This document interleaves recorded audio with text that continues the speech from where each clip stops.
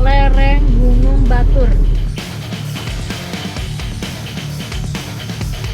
Kulit jaka ini yang bisa dimakan hanya badannya saja, tapi palanya nggak bisa dimakan.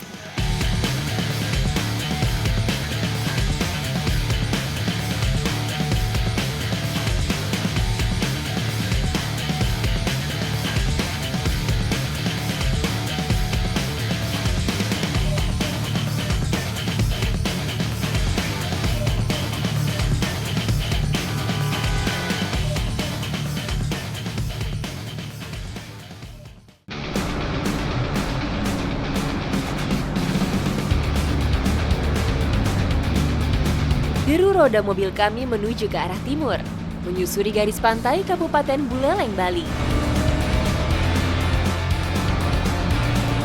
Hanya berjarak kurang lebih 8 km dari Singaraja, ibu kota kabupaten, Pantai Sangsit kami tempuh dalam waktu 20 menit.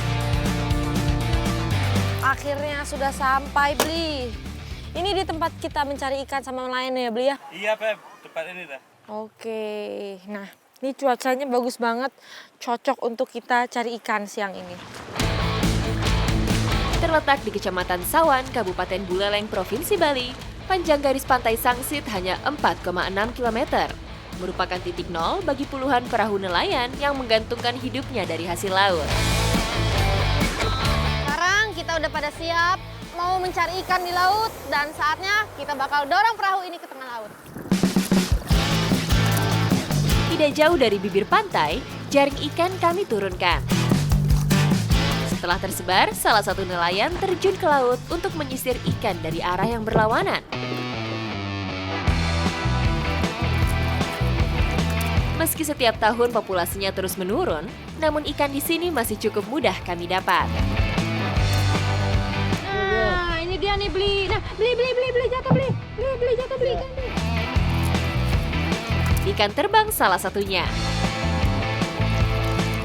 Nah, ini dia. Biasanya nelayan di daerah sini tuh mencari ikan di jam segini. Karena kalau mencari ikan di atas jam 10, ikannya sudah sulit dicari. Hidup berkelompok, ikan jenis ini menyukai perairan yang jernih dan hangat. Bagi nelayan di Pantai Sangsit, keberadaan ikan terbang adalah berkah tersendiri. Karena selain memberi tambahan penghasilan, ikan terbang adalah salah satu bahan kuliner warisan leluhur yang sampai saat ini terus mereka lestarikan. Ini dia nih ikan yang kita cari bakal dijadikan olahan sudang lepet. Sudang lepet adalah ikan asin khas Buleleng.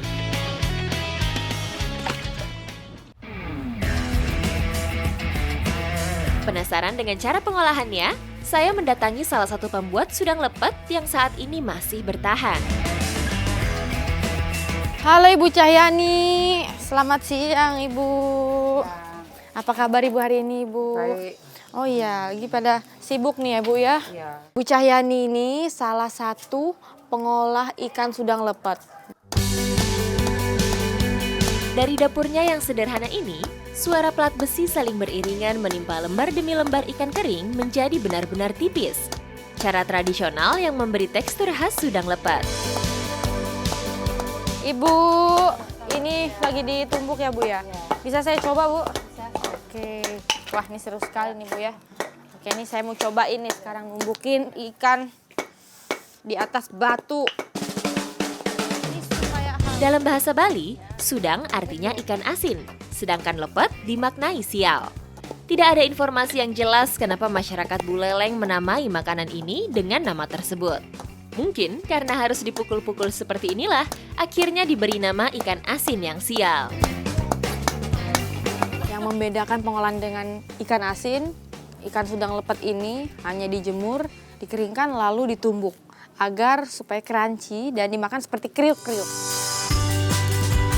Sebelum ditempa, ikan kering dipanggang beberapa saat di atas bara api. Tujuannya supaya tidak pecah dan lebih lunak saat dipipihkan. Selain tipis, ikan asin tradisional Buleleng ini hanya memanfaatkan daging tanpa kulit dan tulang, sehingga teksturnya menjadi renyah dan garing.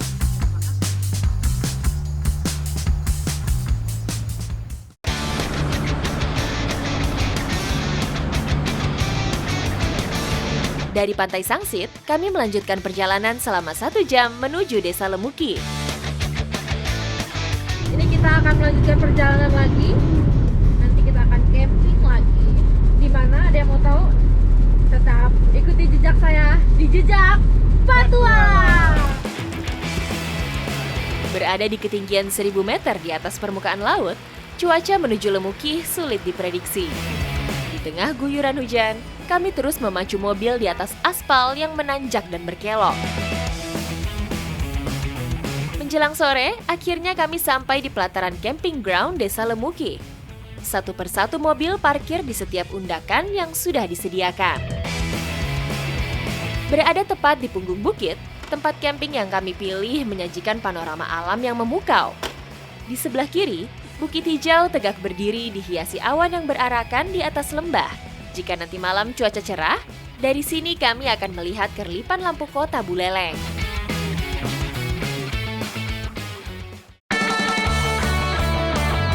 Makanan tradisional Buleleng Sudang Lepet, satu dari sekian banyak harta karun tersembunyi yang memberi warna selama perjalanan saya menelusuri sudut-sudut Bali.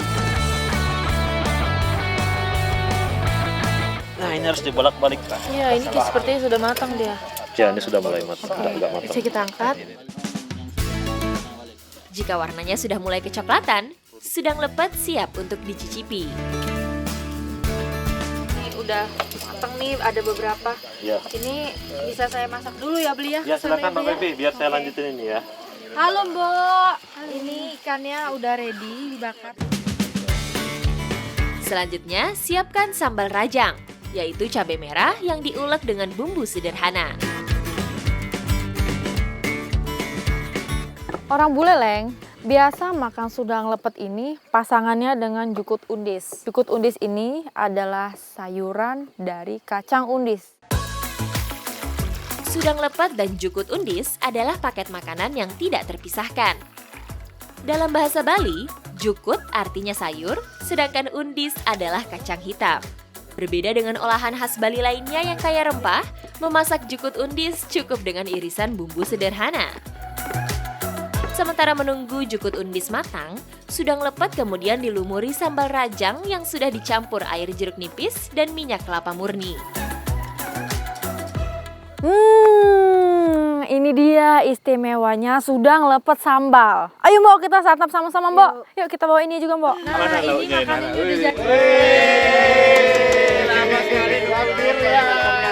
Sepertinya teman-teman camping saya sudah tidak sabar menahan lapar. Dalam sekejap, sudang lepet dan jukut undis sudah berpindah ke piring masing-masing. Udara dingin camping ground Lemuki terobati dengan rasa pedas sudang lepet dan gurih jukut undis. Ini rasanya menurut saya sangat unik ya. Dari sayur yang ini tadi, serasa seperti ada kacang hijau, namun ada perpaduan wangi dari terasi, dan juga berbagai macam dari rempah-rempah seperti bawang merah, serai, dan juga cabai. Nah, kalau dari ikan ini tadi, menurut saya ini malah lebih terasa sambal dan juga minyak dari aroma kelapanya. Kelezatannya dalam sekejap membuat hening suasana. Yang terdengar hanyalah bunyi kriuk dari setiap gigitan yang masuk ke mulut kami. Inilah suasana rumah yang kami bawa saat melakukan camping bersama.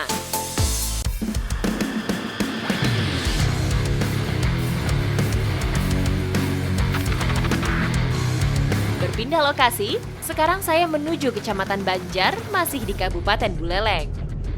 Di luar, pemandangan garis pantai Buleleng terlihat jelas dari balik jendela mobil. Hingga akhirnya kami sampai di Dusun Incakan, Desa Pedawa. Ayo Beb, kita cari makanan unik dulu ya. Sudah nyampe di Pedawa ini. Di tengah-tengah lebatnya hutan desa, saya mencari tahu keberadaan warga yang sudah menunggu kedatangan kami. Saya diajak oleh Beli Baja ke suatu desa, yaitu namanya Desa Pedawu. Ya, Pedawa. Nanti saya akan mencoba makanan yang unik dan juga ekstrim. Ekstrim. Sebagai desa tertua di Kabupaten Buleleng, warga desa Pedawa masih memelihara kearifan kuliner lokal warisan nenek moyang mereka. Salah satunya mencari ulat pohon aren. Ini dia hewan yang dinamai ancruk. Ancruk ini berasal dari tanaman pohon aren. Ulat jake atau ulat aren hidup dan bermetamorfosis di dalam pohon yang sudah mulai membusuk. Ulat jake ini yang bisa dimakan hanya badannya saja, tapi palanya nggak bisa dimakan. Nih. Bagi sebagian orang, ulat pohon aren terbilang makanan ekstrim. Namun bagi yang menyukainya, makanan ini menawarkan rasa dan sensasi yang berbeda dibanding makanan biasa. Oh iya, kayak ini, kayak kacang kedelai. Sensasi rasa gurihnya membuat saya ketagihan. Habis. Selanjutnya, ulat-ulat ini akan kami olah menjadi masakan khas desa Pedawa. Mek, ali apa tuh, Mek? Oh, hewan apa daun jarak tuh? Lololo. Ini apa ini, Mek? Daun jarak? Daun jarak Oh, namanya. ini buat apa, Mek? Daun Buat jarak, Mek? rujak loh untuk peres dalam. Oh, jamu seperti jamu itu, Mek, ya? Iya. Oke. Kehidupan warga desa Pedawa masih melekat dengan alam. Daun jarak ini salah satunya. Biasa dimanfaatkan untuk dijadikan minuman. Saya dan Meme mau membuat minuman unik dari desa Pedawa. Nah, ini tuh dari daun jarak. Iya, Mek, ya? Iya, daun Oke, jarak. ayo, Mek, petai lagi, Mek.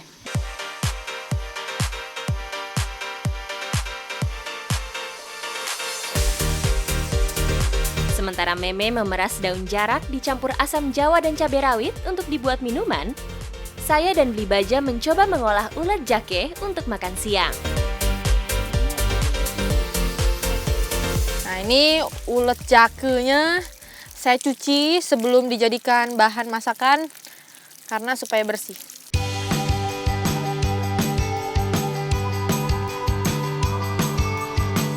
Ulet jakenya ini kita goreng terlebih dahulu sebelum kita masukin bumbu-bumbu yang sudah disiapkan tadi. Ini mau meletus ini, Bli. Ini mau meletus ini, Bli. Susu aja, susu. Menggoreng ulat jake ternyata penuh dengan kejutan. Untungnya Bli Baja banyak akal untuk meredakan setiap letusan. Bener-bener ekstrim. Bahasanya ekstrim. Makannya juga ekstrim, bentuknya pun ekstrim ya, Bli ya. Jangan semuain apa gimana, satu-satu aja dulu ya. Biar dia enggak ekstrim nih. Aroma yang keluar dari penggorengan mengusik rasa penasaran saya untuk mencicipi. Bentuknya seperti ini dia yang sudah matang. Isi bumbu, coba lagi. Coba lagi. Saya sekarang coba yang ini. Oke, saya cobain. Coba. Palanya Enak? Enak kan? sepintas seperti kulit ayam. Namun dia ada tekstur. Enak, enak. Ulat jake sekarang sudah berubah bentuk dan warna. Tandanya ulat sudah matang dan siap diangkat. Ini saatnya menumis bumbu yang sudah dihaluskan.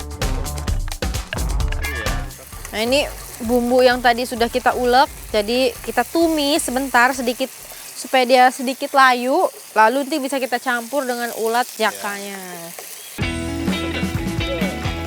Ulat jake kembali dimasukkan ke penggorengan. Setelah beberapa menit ditumis, olahan ulat jake pun siap dinikmati.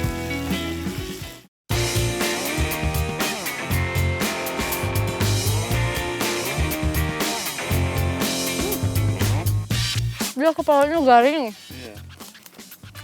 Krenyes-krenyes gitu. Dan bumbunya gurih. Enak banget. Bagi saya, menu makan siang kali ini begitu istimewa. Diolah dengan cara sederhana, namun ulat jake memberi pengalaman rasa yang benar-benar baru. Ditambah suasana alam sekitar, seolah memberi nikmat tambahan dalam setiap suapan. Makan siang hari ini kami tutup dengan minuman perasan daun jarak.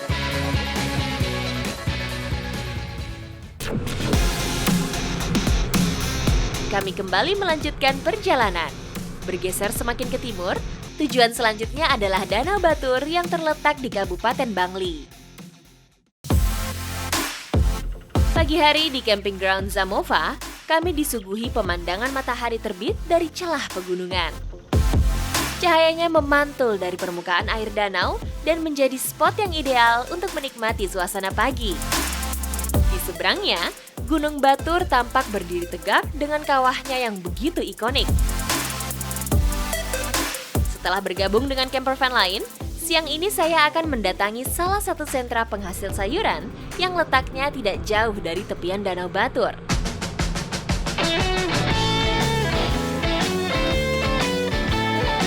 Pak, ini udah selesai panennya, Pak? Belum. Oh, masih ada di situ. Oh, bisa saya bantuin di situ ya, Pak ya? Oke, saya bantuin di situ aja deh. Selain terkenal dengan objek wisatanya, daerah Kintamani juga populer sebagai penghasil bawang merah di Kabupaten Bangli. Di Desa Kedesan misalnya, jika dilihat dari atas, sisa-sisa panen bawang masih nampak terlihat jelas. Petani di sini bisa menanam 3-4 kali dalam setahun. Nah, ini dia bawang merah dari Bali. Bawang merah ini cukup beda dengan bawang merah yang ada di Pulau Jawa. Dengan ukurannya pun cukup lumayan besar. Bawang sudah siap dipanen jika daunnya sudah mulai agak kering kecoklatan. Nah, ini kita potong dulu, tapi mata saya ini perih banget loh sebenarnya. Walaupun dia pakai kacamata, dia bisa menembus batas. Petani di sini punya cara tersendiri untuk menangkalnya. Dengan menyelipkan satu siung kecil bawang di telinga, rasa perih pada mata langsung hilang. Warga di sini tuh percaya kalau matanya perih, ditempelnya ini bawang ke kuping kita supaya nggak perih lagi. Tapi ini saya langsung melek loh mata saya, beneran. Beneran, ini nggak dibuat-buat. Tapi kalau dipikir nih nggak masuk akal ya Bu, tapi bener. Percaya atau tidak, saya pun merasakan manfaatnya. Setelah dipotong daunnya, bawang merah lalu diangkut ke bedeng khusus untuk dikeringkan. Ratusan kilogram bawang ini akan didiamkan di tempat ini selama kurang lebih 20 hari, hingga siap untuk dijual.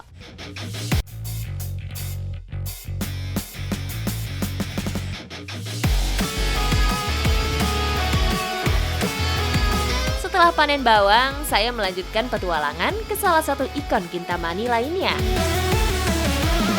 Kali ini saya dengan beli baju mau melanjutkan perjalanan masih di sekitaran Danau Batur, dan ini tempatnya adalah lereng Gunung Batur.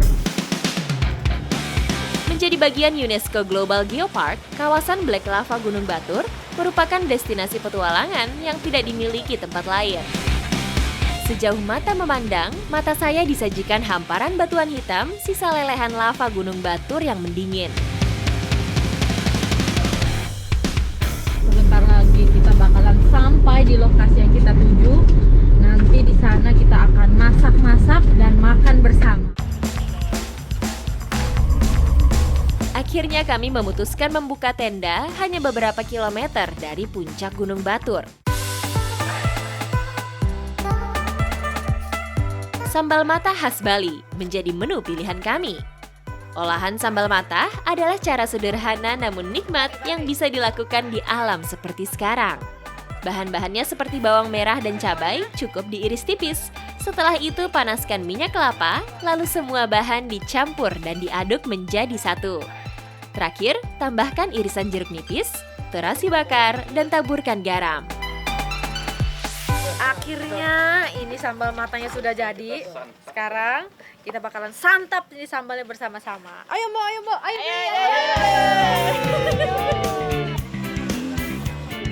Akhirnya petualangan hari ini kami tutup dengan menikmati sajian mujair nyat-nyat ditemani dengan pedasnya sambal mata khas Bali.